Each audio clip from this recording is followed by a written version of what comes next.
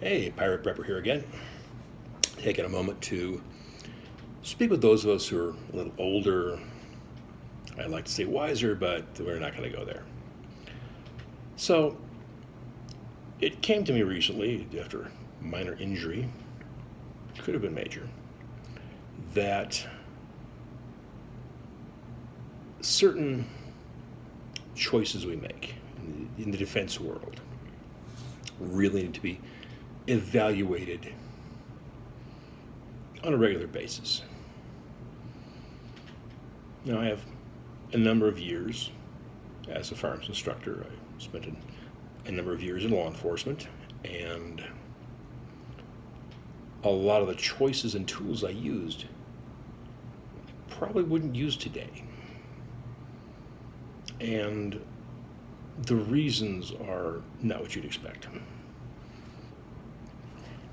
One of the reasons is, as I'm a little older, my eyesight isn't quite what it used to be. Imagine that. And, for instance, the sights on a pistol are getting a little blurrier than they used to be. My arms aren't quite long enough. For those who understand, you understand. So I'm starting to evaluate and reevaluate some of my choices and what to do to correct that problem. And coming with that is other injuries, infirmities, call it what you will. The ability to use certain firearms.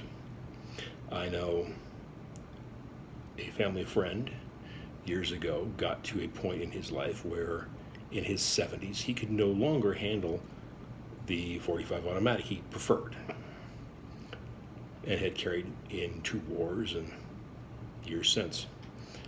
And he switched calibers and size of gun, and for the rest of his life it was a better choice for him. And it took some evaluation and trying and accepting that he couldn't deal with the first option anymore to speak of. So getting to a point where, in my case, I'm looking at changing sights. And on my chosen pistol right now, there's not a really good option to accommodate aging eyes. So I'm going to have to look at and reevaluate that option and that choice.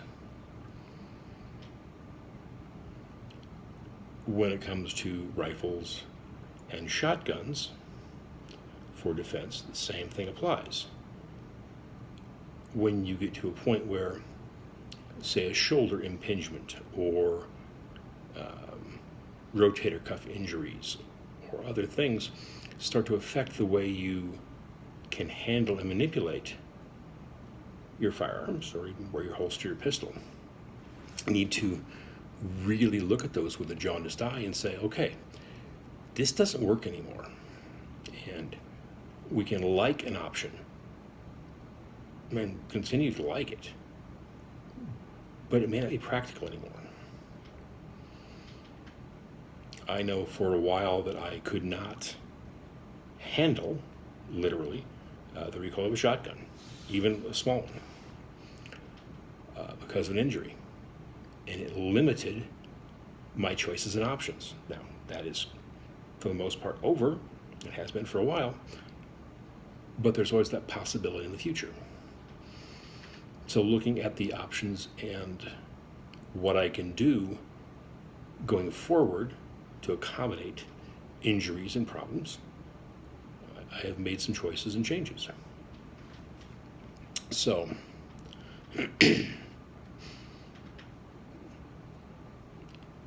start looking at your options and evaluate them.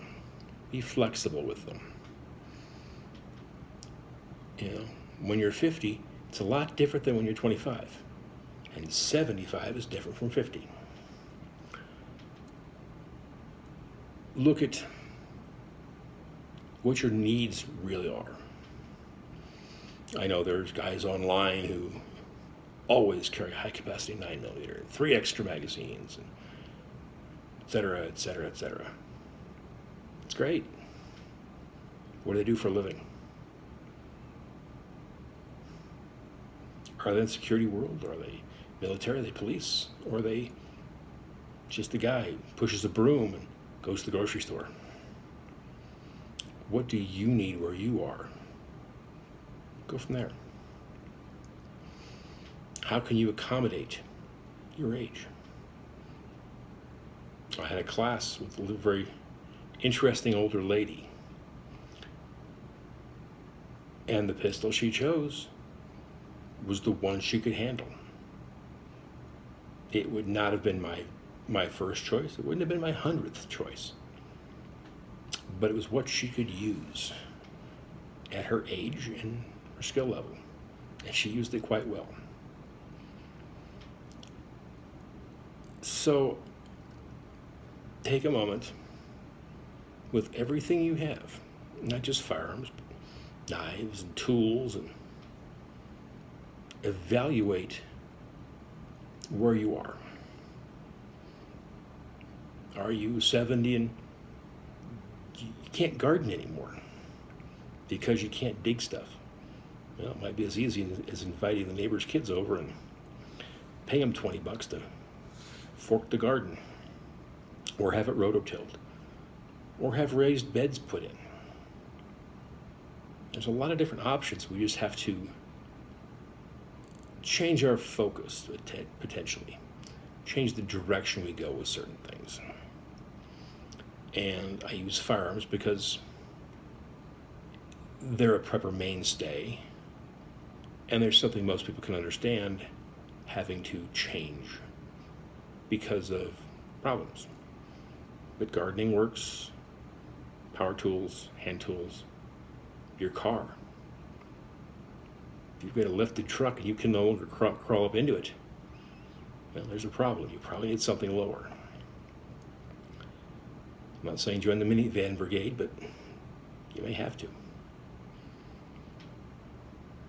Take a look at your life. Tailor your tools. And be honest with yourself about where you are and what you're doing. Do I need this? Will this do? Is this acceptable?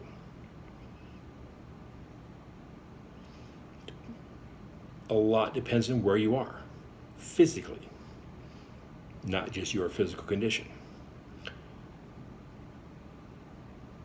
If I were living in Lebanon, Ukraine, pick a hot spot. Pick someplace where crime is high and people are grumpy. Argentina, Buenos Aires, Venezuela, the country. And what I would want and need there is different than, say, the mountains of Colorado or the deserts of Nevada. Choose wisely. Choose accordingly. I'm not saying you have to have a gun. I'm not saying you have to have a knife. I'm not saying any of that. But evaluate your needs. Figure out what's going to work for you with your tools or tools you may need, and go from there. Bit of a ramble. Probably better than the last one, but it is what it is for the moment. All right, Power out. Y'all have a good one.